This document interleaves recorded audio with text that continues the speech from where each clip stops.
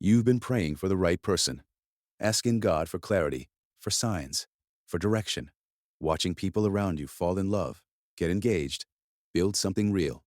Meanwhile, you're still here, and now you're asking, God, what am I missing?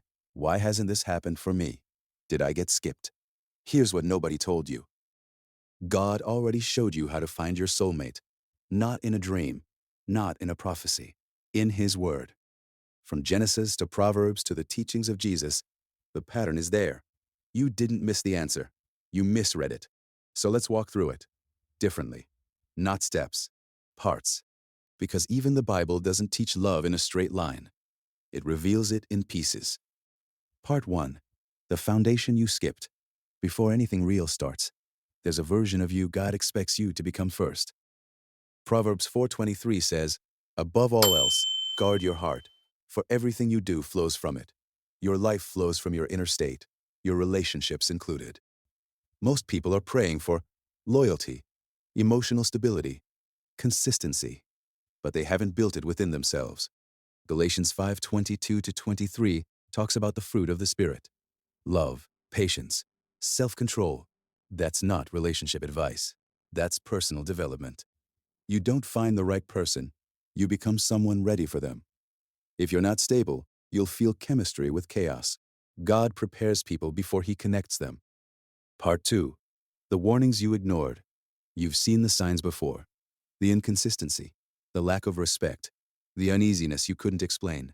But you stayed.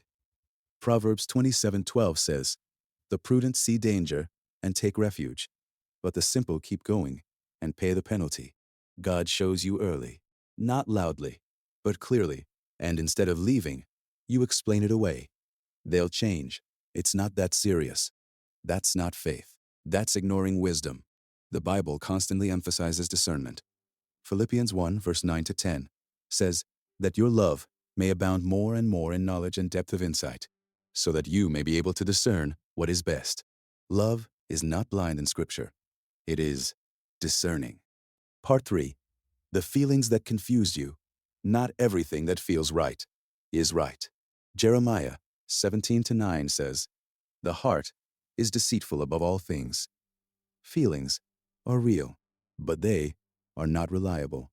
This is where people get trapped. You choose based on chemistry, excitement, and emotional highs, instead of truth.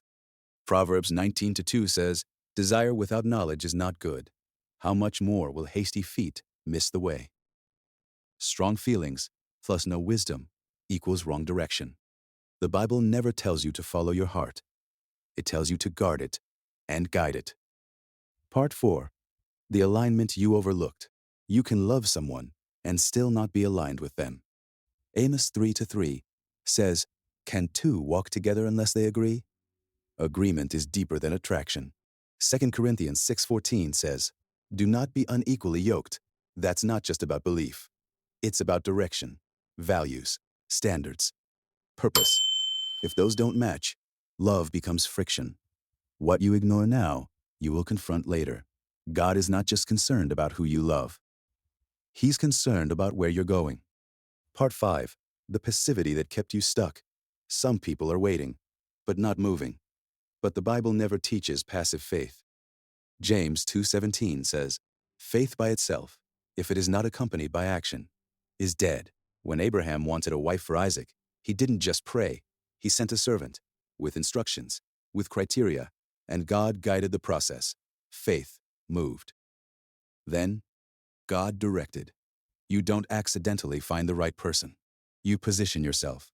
Ecclesiastes 11:4 says, whoever watches the wind will not plant. If you keep waiting for perfect timing, nothing happens. Part 6. The standards you lowered. You had standards, but you adjusted them, not because they were wrong, because you got tired. Proverbs 4:25-27 says, let your eyes look straight ahead.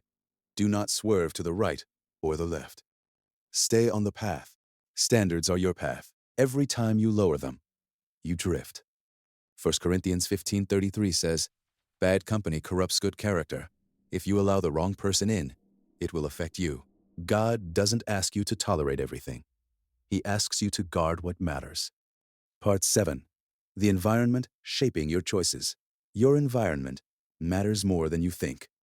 Proverbs 13:20 says, "Walk with the wise and become wise, for a companion of fools suffers harm." If dysfunction is normal around you, you will start to normalize it. That's how people stay in cycles, because what they see constantly feels acceptable. But Scripture is clear.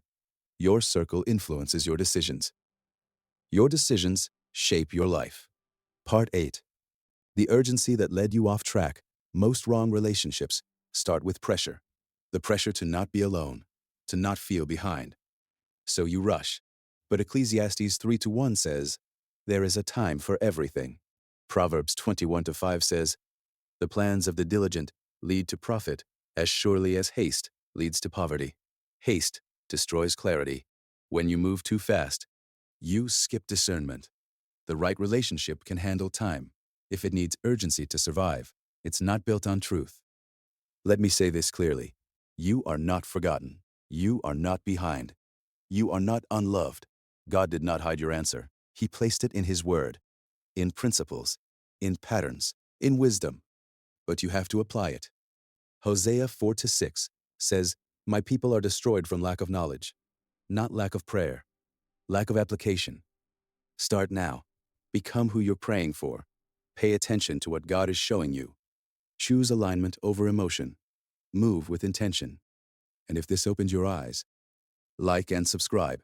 Then share it with someone who keeps asking God for love, but hasn't followed His blueprint. Because the answer was always there. You just hadn't followed it.